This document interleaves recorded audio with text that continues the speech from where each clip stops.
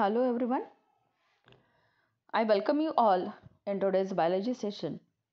So in this session we are going to start new lesson, that is lesson number 7, Introduction to Microbiology.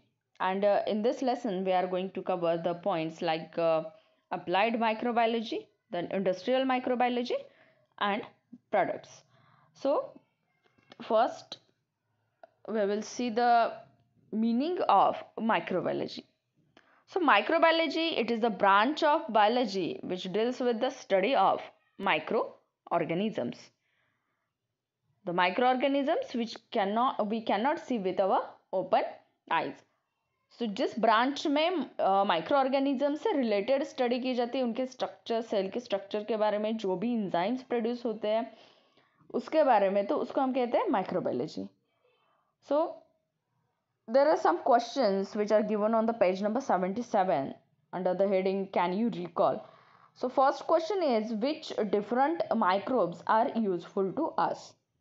So in the previous class, that is in the 9th standard, we have studied some useful microbes. So there are examples of microbes like Rhizobium bacteria, then Lactobacillus, then some fungal species like Saccharomyces cerevisiae. These are the examples of microbes which are useful to human beings. So different products are also formed with the help of these microorganisms. So lactobacillus are used to form milk products like curd, then yogurt, cheese, butter, etc. And Rhizobium bacteria, they are nitrogen, they are also called as nitrogen fixing bacteria, and they useful to convert nitrogen into protein. So other examples of bacteria which are useful to human beings, these are bacteria like species which are used in the process of bioremediation, means where we use the bacteria for cleaning off oil spoiling in the oceans. So these are the examples of microbes which are useful to human beings. So let us start with the first content of this lesson, that is applied microbiology.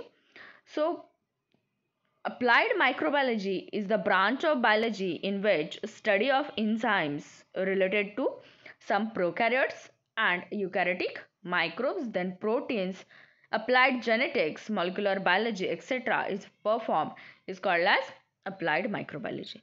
So applied का meaning जो है वो है जो भी हम ये जो स्टडी है तो उसका यूज़ कहाँ पे होता है, सोसाइटी के लिए, और जो वेरियस प्रोडक्ट्स है वो हम उसे फॉर्म कर सकते हैं like food and medicine. So large scale पे इसका जो प्रोडक्शन होता है with the help of micro organisms, तो ये आता है अंडर अप्लाइड माइक्रोबायोलॉजी.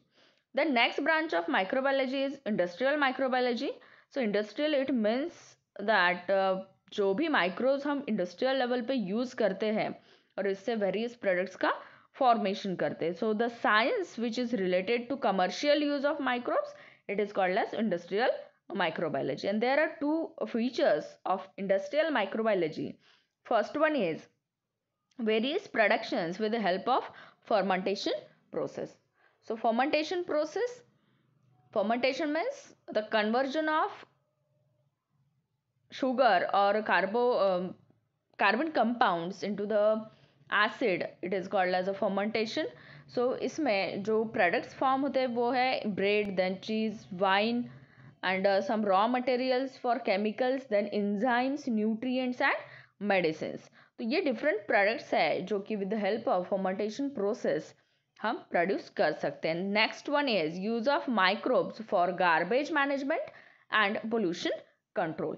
So जो decomposition की process है उसमें जो decomposers present होते हैं तो वो कौन है, माइक्रो ऑर्गेनिजम्स है. तो माइक्रो ऑर्गेनिजम्स का जो ग्रुप है वो ब्रॉड ग्रुप है, ब्रॉड कंसेप्ट है ये, जिसमें fungal species, bacterial species, then some viruses present होते हैं, सम अलगी के स्पेसीज इसमें प्रेजेंट होते हैं. So various microbes are use to use for garbage management as well as for pollution control.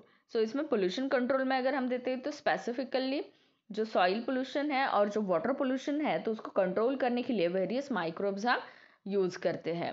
तो जो भी स्लज सीवेज का फॉर्मेशन होता है तो उसको ट्रीट करने के लिए जो भी केमिकल मिक्स्ड वाटर होता है तो उसको ट्रीट करने के लिए वेरियस माइक्रोबियल स्पेसीज यूज़ किए जाते हैं। और आफ्टर ट्रीटमेंट ये जो वाटर होता है जो इंडस्ट्रियल वाटर होता है तो उसको हम नेचुरल रिजर्वायर्स में रिलीज कर सकते हैं। So this is the meaning of और it is the short information about applied microbiology and industrial microbiology. And then next point is products. So products mein there are so many products which are we produce with the help of microorganisms, and in this lesson we are going to study each and every product in detail. So first one is dairy products. So dairy products are formed with the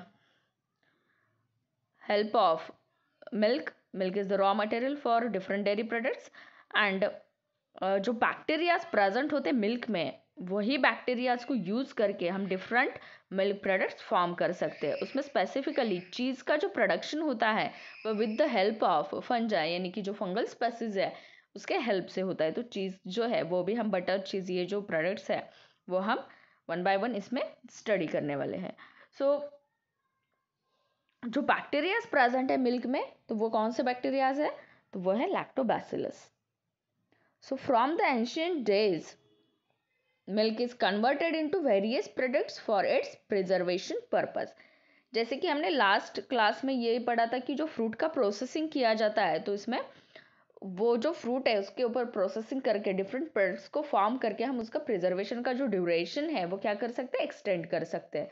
तो same इसमें milk के जो भी products है वो form करके हम इससे प्रिजर्वेशन का पीरियड जो है वो क्या कर सकते हैं इंक्रीज कर सकते हैं। तो इसमें जो प्रोडक्ट्स फॉर्म किए जाते हैं वो एग्जांपल्स है cheese, then butter, cream, kefir है, देन योगर्ट एक्सेट्रा। तो ये जो प्रोडक्ट्स फॉर्म होते हैं तो इसमें water content and acidity of the milk changes during formation of this products and texture taste and flavour is improved. जो भी प्रोडक्ट्स फॉर्म होते हैं ये जो डेयरी प्रोडक्ट्स है जो मिल्क से फॉर्म किए जाते हैं तो इसमें जो वाटर कंटेंट है और जो एसिडिटी है वो चेंज होने की वजह से ये डिफरेंट प्रोडक्ट्स फॉर्म हो जाते हैं और इसका टेक्सचर टेस्ट और फ्लेवर जो है वो क्या हो जाता है इम्प्रूव हो जाता है। तो इसमें सिर्फ चीज़ के प्रोडक्शन के लिए हमें क्या करना है फंगल स्पेसीज को यूज़ करना है। तो जो बेसिक प्रोसेस है वो सेम प्रोसेस है for the production of yogurt, cheese and cream. So basic process क्या है तो first step is pasteurization. Milk का हमें क्या करना है पाश्चराइजेशन करना है।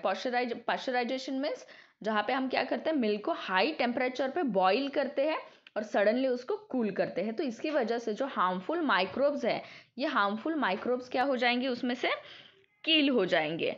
और जो उसके बाद जो लैक्टोबैसिलस है उस लैक्टोबैसिलस को हम क्या करेंगे उस मिल्क के साथ उसको ऐड करेंगे। एंड ये जो प्रोसेस है इसमें क्या होता है because of conversion of lacto sugar into lactic acid ये जो मिल्क प्रोटीन्स है उसका कोएगुलेशन होता है लैक्टिक एसिड के हेल्प से। वहाँ पे एसिडिक मीडियम का फॉर्मेशन होता है और मिल्क में जो भी प्रोटीन्स प्रेजेंट है उसका कोएगुलेशन होता है यानी कि क्लॉटिंग होता है।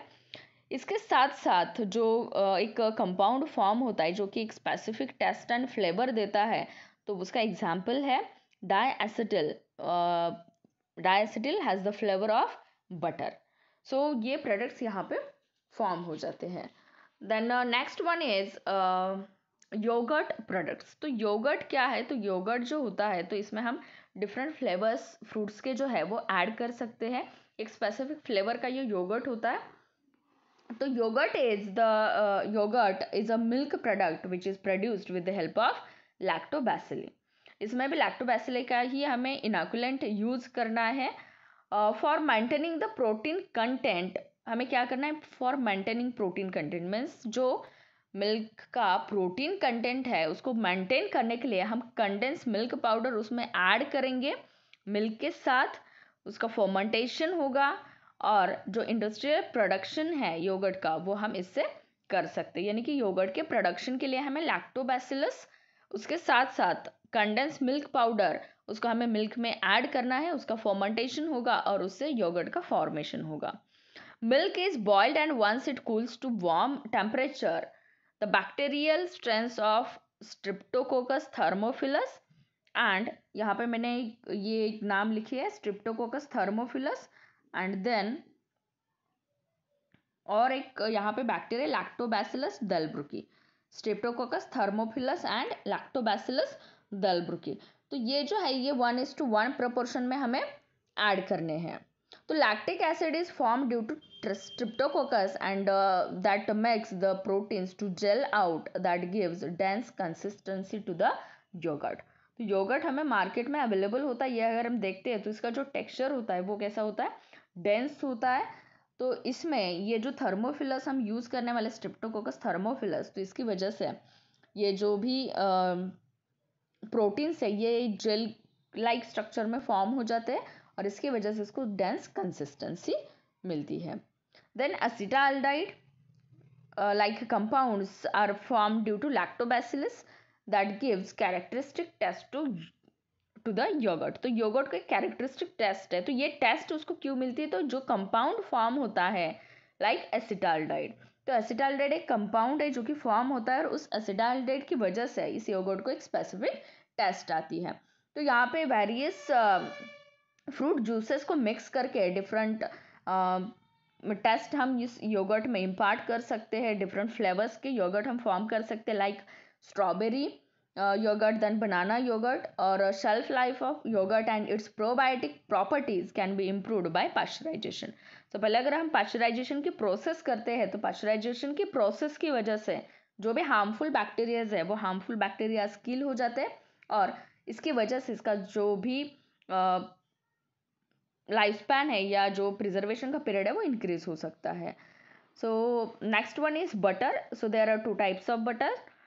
First one is sweet cream and the next one is cultured, which are produced on the large scale, and microbes are used for production of cultured variety। इसमें ये जो microbes है वो use किए जाते हैं for the production of cultured butter।